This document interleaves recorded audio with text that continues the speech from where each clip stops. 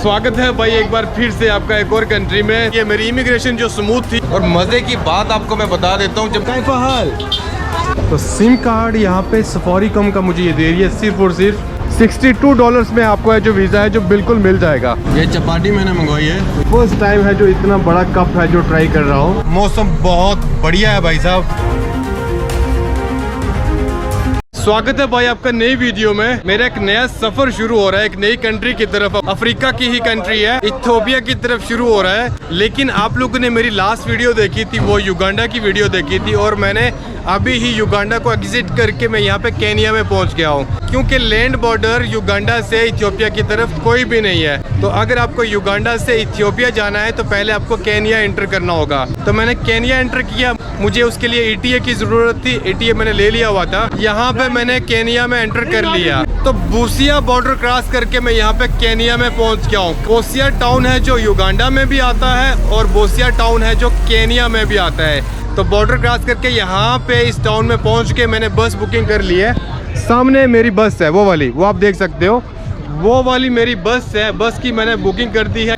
ये बस मुझे लेके जाएगी नायरोबी जो कि कैपिटल सिटी है केनिया की, और नायरोबी से मुझे निकलना है एडिस अबाबा की तरफ। ये टिकट है जो मुझे पड़ी है 1500 केनियन शिलिंग की। लेकिन मैं आपको इमिग्रेशन का एक्सपीरियंस बता देता हूँ। युगांडा का एक्सपीरियंस मेरा बहुत ही बुरा रहा है भाई।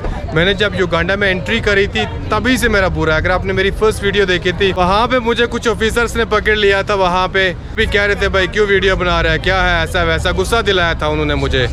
एक वो मेरा गंदा एक्सपीरियंस। दूसरा होटल का, जहाँ पे आके पुलिस वालों ने वो छापा मारा था और हमसे ज़्यादा पैसे तो नहीं लेके गए, बैग में से $50-70 थे और कुछ इंडियन मनी थे वो लेके गए थे। वो भी मैंने आपको बताया था। फिर उसके बाद तीसरा यहाँ पे इमिग्रेशन का सबसे बड़ा गंदा एक्सपीरियंस। उसमें जैसे ही हमने एंट्री किया, वीज़ा तो ऑलरेडी था हमारे पास, वहाँ पे स्टैम्प हुई थी। वो बंदा बोल रहा है कि आपने ऑनलाइन वीज़ा नहीं अप्लाई किया तो आपको ट्रांजिट वीज़ा चाहिए। तो ट्रांजिट वीज़ा के लिए आपको यहाँ पे है जो $50 पे करने पड़ेंगे। तो मैंने कहा भाई हमारे पास तो नहीं है, कैसे पे करें। वो बोलता है चलो वापस, हम आपको एंट्री नहीं देंगे। बहुत बुरे तरीके से वो हमें जैसे कि नॉर्मल बाहर बंदे को खड़ा करते हैं स्टैंप लगवाने के लिए, हमें अंदर ले गया और अंदर जाके जो बोलता है चलो दे दो पैसे, $50 दे दो। मैंने कहा हमारे पास पैसे नहीं है। गुस्से में बात करे जा रहा है। तो मैंने कहा हमारे पास पैसे नहीं है, ऐसा तो होता ही नहीं है, कभी भी नहीं हुआ हमारे साथ, आप क्यों मांग रहे हो पैसे।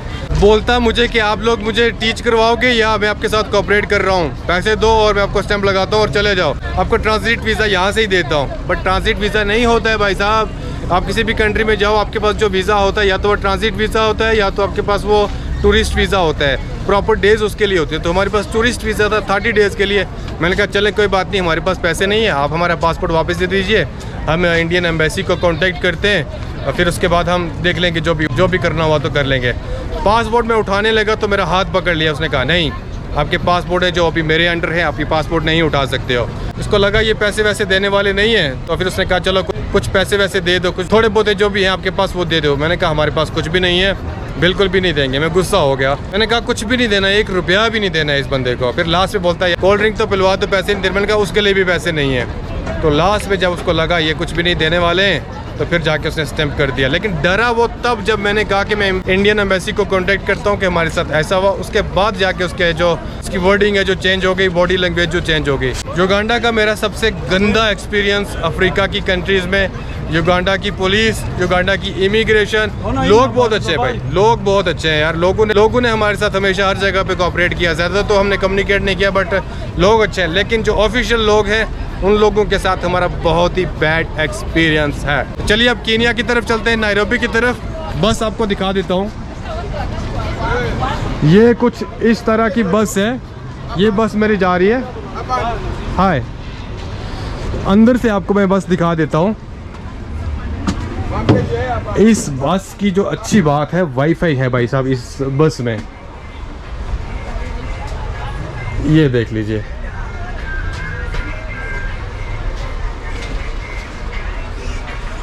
ये कुछ इस तरह की बस है। 2 सीट्स इस साइड पे हैं, 3 सीट्स इस साइड पे हैं। आप अपने बैग्स भी रख सकते हैं। यहाँ पे शेल्फ है। अब रात को कैसी दिखती है वो भी मैं आपको दिखाऊंगा। सामने एलसीडी पड़ी हुई है। LCD तो लगेगी, लेकिन मैं आपको LCD के लिए बता देता हूँ यार। मैं LCD ना गाड़ी चलते चलते ना तो मैं फ़ोन देख सकता हूँ, ना तो मैं LCD पे कोई भी चीज़ चल रही है वो नहीं देख सकता हूँ। मुझे चक्कर आना शुरू हो जाते हैं, वॉमिटिंग करने का मन करता है, मीन्स मन ख़राब होता है। आप बताइए आपके साथ भी ऐसा होता है क्या? कुछ इस तरह की बस है। ये हमारे कंडक्टर साहब हैं, इन्होंने बोला था कि 4:30 बजे बस है जो निकलेगी, तो अभी हो गए हैं 5:30, तो 5:30 भी बज गए, अभी तक बस नहीं निकली है। मुझे लग रहा है ये निकलेगी रात के 7 साढ़े 7 बजे। झूठ बोलते हैं ये भाई साहब ये लोग। ये है ड्राइवर सीट, ये है कंडक्टर सीट, कुछ इस तरह की बस है। और इस बस में वाईफाई है, वाईफाई ओके, वाईफाई है भाई साहब इस बस में, वाईफाई है इस बस में। वाईफाई आपको तभी मिलेगा जब आपकी बस है जो स्टार्ट होती है। तो भाई साहब अपनी गाड़ी की लाइट वगैरह ऑन हो चुकी है। 4:30 बजे का इन्होंने बोला था कि निकलेगी, अभी तक तो नहीं निकली। रात के 7:15 बज चुके हैं, लाइट्स वगैरह तो ऑन हो चुकी हैं। आप ये देख लीजिए, लाइट्स वगैरह ऑन हो चुकी हैं। अब पता नहीं कब निकलेंगे, स्टार्ट भी हो गई है मेरे हिसाब से। चलो देखते हैं, एक्सपेक्ट करते हैं कि थोड़ी देर के बाद निकले। अफ्रीका का वेदर, मौसम बहुत बढ़िया है भाई साहब। लाइक लोगों को लगता है, इवन मैं भी सोचता था कि यहाँ के लोग काले होते हैं गर्मी की वजह से, बट ऐसा कुछ नहीं है।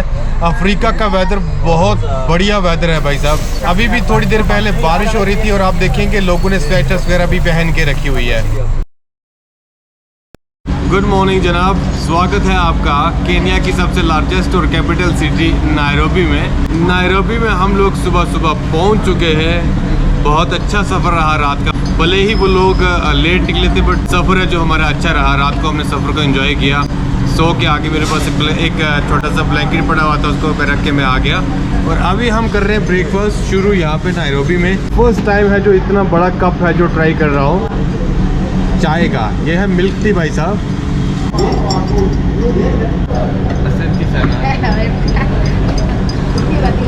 तो भाई साहब अभी करते हैं चाय को शुरू।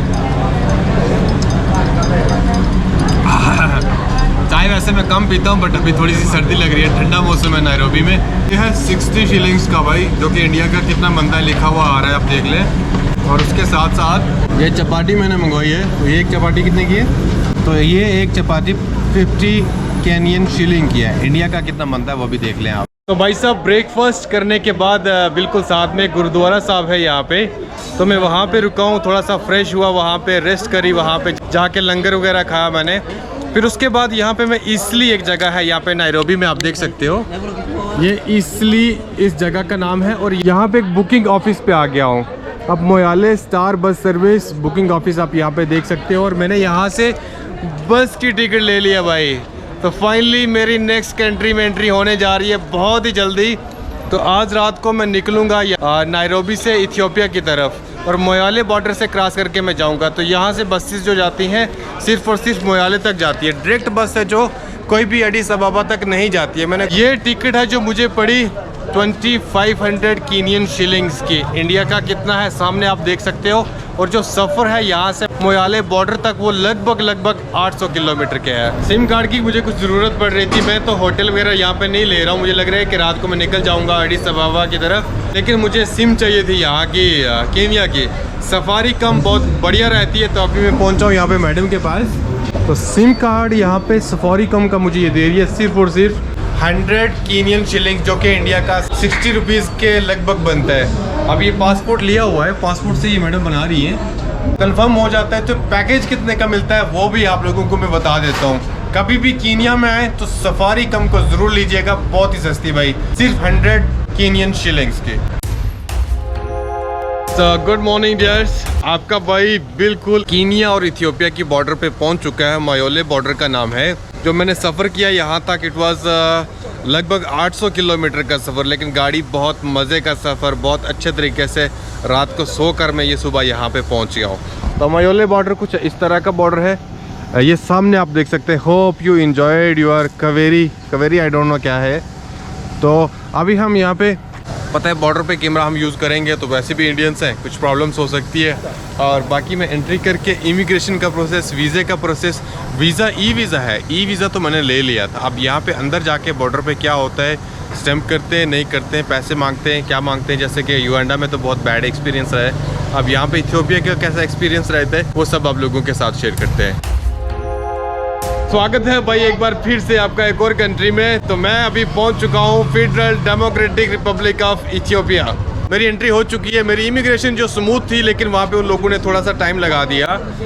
पासपोर्ट हमारे रख लिए थे, 1.5-2 घंटा उन्होंने हमारे पासपोर्ट्स रख लिए थे। फिर उसके बाद जाके हमें उन्होंने पासपोर्ट वापस किए।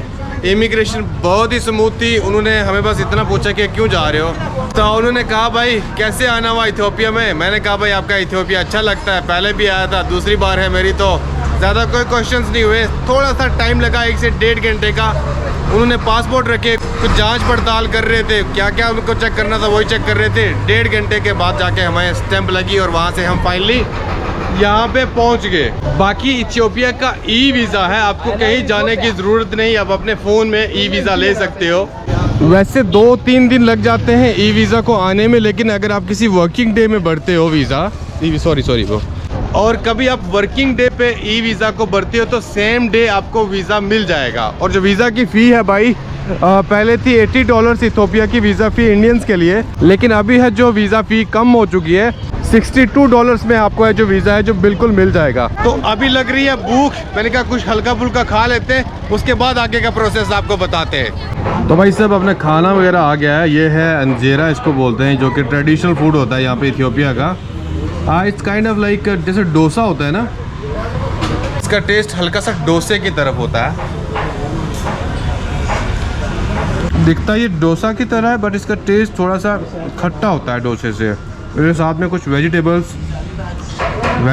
हैं, बीच में एग है। ये जो यहाँ की करेंसी होती है उसको बिर बोला जाता है, और ये 100 बिर का है जो एक अंजेरा मिलता है। 100 बिर जो होता है वो इंडिया का कितना बनता है सामने आप देख लीजिए कितना बन रहा है। और मज़े की बात आपको मैं बता देता हूँ, जब मैं फर्स्ट टाइम इथियोपिया में आया था तब यहाँ की जो करेंसी थी वो इंडिया से स्ट्रॉन्ग थी। लाइक इंडिया का अगर 100 था और यहाँ का बनता था कुछ 75 कुछ 80 ऐसा बनता था। ये 1 साल पहले की बात है, लेकिन अभी बहुत खुशी हो रही है कि यहाँ आके चेक कर रहा हूँ करेंसी को, और यहाँ की करेंसी इंडिया से डाउन हो गया। इंडिया का 100 और यहाँ का 136। अरे भाई साहब करते हैं शुरू इसको।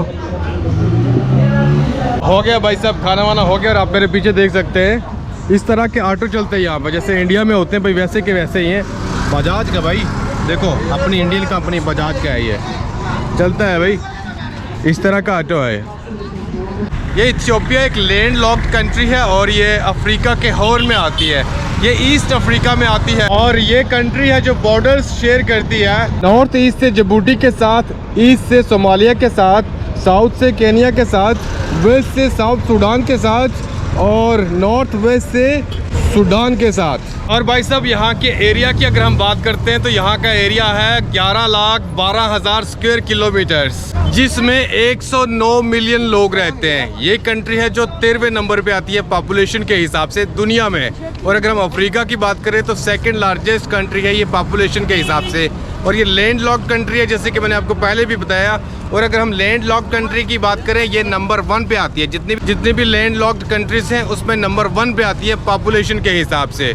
और इन 109 मिलियंस में अगर हम बात करें कौन कौन से रिलीजन्स हैं, सबसे ज़्यादा क्रिश्चियंस लोग रहते हैं यहाँ पे, जो कि लगभग 67% है यहाँ पे।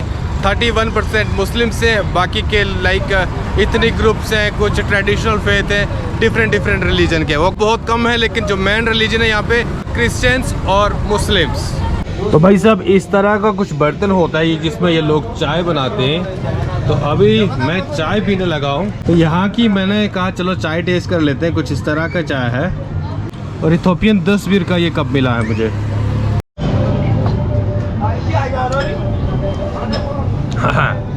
कॉफ़ी है यार, ये कॉफ़ी है। 10 बिर का एक कप था भाई। 50 यहाँ के नोट्स 30 यार पहले 10 का बोल रहे थे, अभी 30 20 30 1 for 15।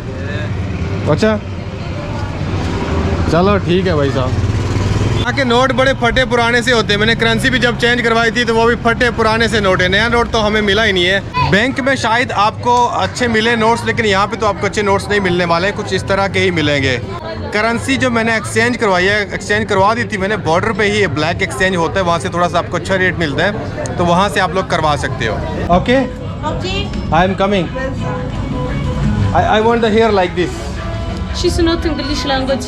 जब मैं नीचे जा रहा था ये सारी लड़कियां मुझे मिलके चढ़ा रही थी, इनको बिल्कुल इनके पास अंदर आ गया। हेलो, ये ज्यादा चढ़ा रही थी।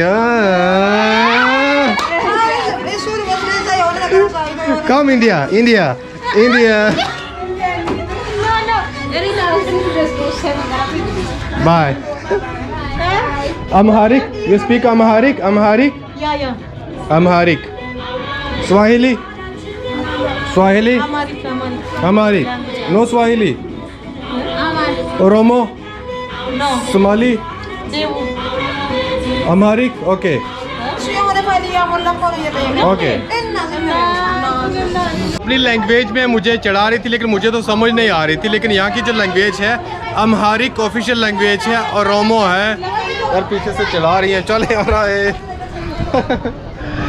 अम्हारिक यहाँ की ऑफिशियल लैंग्वेज है, रोमो भी बोली जाती है और ऑफर भी बोली जाती है, और इनकी लैंग्वेज का भी मुझे कुछ भी आइडिया नहीं है। जैसे कि स्वाहिली में बोलते थे मोम्बो पोवा, बट यहाँ की लैंग्वेज का भी मुझे कुछ भी उतना आइडिया नहीं है। बाकी की ईस्ट अफ्रीका की कंट्रीज़ की तरह यहाँ पे इथियोपिया में ज़्यादा किसी का कब्जा नहीं रहा हुआ है, लेकिन 5 साल तक इटली ने कब्जा रखा है यहाँ पे, 1936 से लेकर 1941 तक। ज़्यादा देर इन इटली वालों का भी कब्जा यहाँ पे नहीं रहा, और सेकेंड वर्ल्ड वॉर में एलाइड फोर्सेस की हेल्प से इन लोगों को आज़ादी मिल गई थी, लेकिन फिर भी यहाँ पे फेडरल गवर्नमेंट नहीं थी। फेडरल गवर्नमेंट जाके बनी 1991 में, 28 मई 1991 में फेडरल गवर्नमेंट जाके बनी, और उसके बाद हर 28 मई को ये लोग अपना इंडिपेंडेंस डे सेलिब्रेट करते हैं। अभी तो मैं मोयाले टाउन में हूँ, और सामने आप मेरे ये भैया देख सकते हैं, और यहाँ के लोगों और केनिया के लोगों में मुझे हल्का सा डिफरेंस लग रहा है। यहाँ के लोगों का जो फेस होता है, इट्स लाइक थोड़ा सा फेयर कलर होता है यहाँ के इथियोपिया के लोगों का, और जो कीनिया के होते हैं वो ज़्यादा काले होते हैं, लेकिन ये उतने काले नहीं होते, थोड़ा सा फेयर कलर इनका दिखता है। और जो कीनिया के लोग होते हैं उनका जो फेस होता है वो ज़्यादा राउंड होता है, और यहाँ के लोगों का फेस है जो ज़्यादा राउंड नहीं होता है, लंबा होता है, सिर्फ थोड़ा सा इस शेप का होता है, थोड़ा सा लंबा होता है, और इनके हेयर भी थोड़े से अलग शेप के होते हैं। नो यार, वीडियो बनाना यहाँ पे थोड़ा सा मुश्किल हो रहा है, और मैं आपको बता देता हूँ, हर बंदे को मैंने देखा वो छोटी छोटी पत्तियाँ खाते हुए, और मुझे वो समझ नहीं आ रहा था। मैंने अभी भाई को पूछा तो वो बोल रहे हैं कि इसको इसलिए खाते हैं, कुछ नशा वगैरह होता है इनका, और ये जो खाते, हम खाएंगे तो हम सो जाएंगे, लेकिन ये लोग खाते हैं तो एक्टिव रहते हैं, इनकी आंखें वगैरह खुलती हैं। अस्सलाम वालेकुम, कैफा हाल, कैफा हाल। तो यहाँ की लैंग्वेज टफ है, अम्हारिक बोलते हैं ये, तो अम्हारिक तो समझ तो नहीं आएगा। अस्सलाम वालेकुम।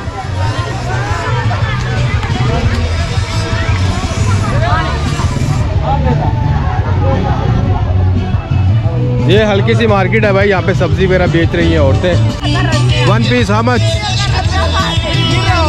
20। तो भाई साहब फाइनली 2 नाइट्स और 1 डे का सफ़र करने के बाद तो मैं आज जाकर रेस्ट करने वाला हूँ, आज जाके होटल पे सोने वाला हूँ। होटल मैंने दिन को ले लिया था, रीज़न ये है कि मुझे निकलना है यहाँ से इथियोपिया की जो कैपिटल सिटी है और लार्जेस्ट सिटी है एडिस अबाबा, लेकिन दिन को कोई भी बस नहीं जाती है। सुबह सुबह अर्ली इन द मॉर्निंग यहाँ से बसेस जाती हैं एडिस अबाबा में, दिन को कोई भी बस नहीं जाती है, और ना ही रात को जाती है। तो अभी हम जाके होटल पे स्टे करेंगे, रात को रुकेंगे। 600 इथियोपियन बीर का मुझे यहाँ पे होटल मिल गया है, ज़्यादा अच्छा नहीं है, वो मैं अंदर जाके आपको नहीं दिखाऊंगा, बट इतना सा बता देता हूँ कि आप लोग कभी भी यहाँ पे मोयाले बॉर्डर पे हैं तो आपको 600-700 में इथियोपियन बीर में आपको होटल है जो मिल जाएगा। तो रात को यहाँ रुक के सुबह का सफ़र शुरू करते हैं कैपिटल सिटी है जो इथियोपिया की। बस जर्नी में दिखाऊंगा आपको, टिकट मैंने ले ली है, कितने की टिकट है, कब बस निकलती है, और सुबह आपको पूरी इन्फॉर्मेशन दी जाएगी। फिलहाल के लिए दीजिए मुझे इजाज़त, मिलता हूँ नेक्स्ट वीडियो के साथ। तब तक के लिए अपना ध्यान, फैमिली वालों का ध्यान, आस पड़ोस वालों का ध्यान, सबका ध्यान रखें। इंपॉर्टेंट मैसेज, अपने बच्चों को फ्यूचर की इंपॉर्टेंस बताएं, इनको दारू बीड़ी गुटखा तंबाकू शराब इन सारी गंदी आदतों से बचाएं।